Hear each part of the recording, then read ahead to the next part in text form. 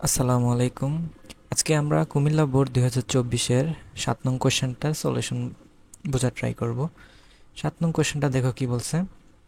X এবং Y দুইটা তার, তার বিভিন্ন রাশির মান দেওয়া হয়েছে। সো এক্স ওয়াই দুইটা তারেরই আমাদের দৈর্ঘ্য, ব্যাসার্ধ, বল, দৈর্ঘ্য প্রসারণ, ব্যাস হ্রাস, এই ভ্যালুগুলো আমাদের দেওয়া আছে।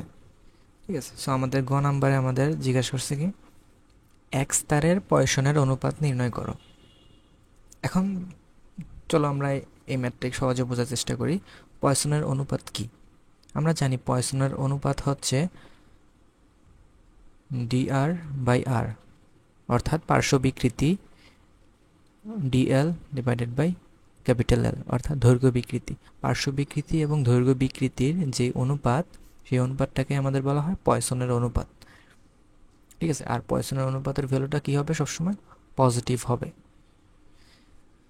ঠিক আছে, তাহলে এখানে আমাদের দেখি কোন কোন ডাটাগুলো দেওয়া আছে।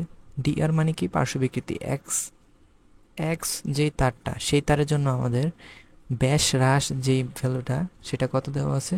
0.005। ব্যাস হ্রাস বলতে আমাদের যে ব্যাসের যে পরিবর্তন, অর্থাৎ ডেল্টা ডি, সেটার ভ্যালু দিছে কত? 0.005 মিলিমিটার। সো আমরা যদি ব্যাসার্ধ হ্রাস চাইতে, তাহলে কি করতে হবে? জিনিসটাকে 2 দিয়ে ভাগ দিতে হবে, অর্থাৎ 0.005কে 2 দিয়ে যদি ভাগ দিই, এত মিলিমিটার ডেল্টা আর, বা এই ডেল্টা আরকে আমরা ডিআর দিয়ে লিখি, অর্থাৎ ব্যাস হ্রাস, ব্যাসার্ধ হ্রাসটাকে আমরা এভাবে লিখতে পারি। আর ক্যাপিটাল আর, অর্থাৎ তার ব্যাসার্ধের মানটা মিলিমিটার এককেই দেওয়া আছে।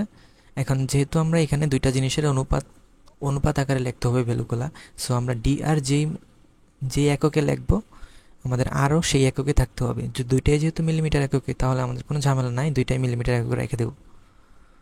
তারপর আমাদের আসলে টিএল, অর্থাৎ তার দৈর্ঘ্য কতটুকু বৃদ্ধি বা হ্রাস পেয়েছে।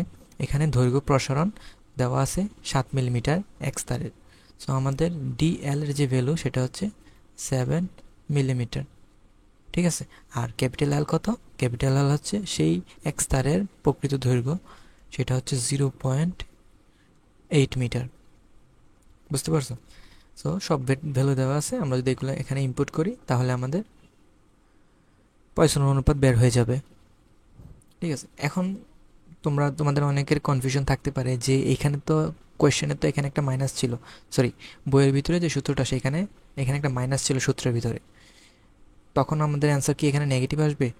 না, অ্যান্সার অলওয়েজ পজিটিভে আসতে হবে। যদি তুমি মাইনাস দিয়ে সূত্রটা ইউজ করো, তাহলে তোমার DR D DR by R, DL by L, যেই কোনো একটা ভ্যালু হইলে তোমাকে নেগেটিভ নিতে হবে। এটার রিজন হচ্ছে, তুমি চিন্তা করো, একটা নর্মাল তার, ঠিক আছে, এই তারটাকে যদি আমরা টেনে লম্বা করি, তারটা একই সাথে কি সরু হয়ে যায় না? সো তার দৈর্ঘ্য বৃদ্ধি হয়েছে, সো ডেল্টা এল এটা কি পজিটিভ। বাট তার ব্যাসার্ধের আগে থেকে কি হয়েছে? হ্রাস পাইছে না? সো তার ডেল্টা আরটা কি হবে? নেগেটিভ।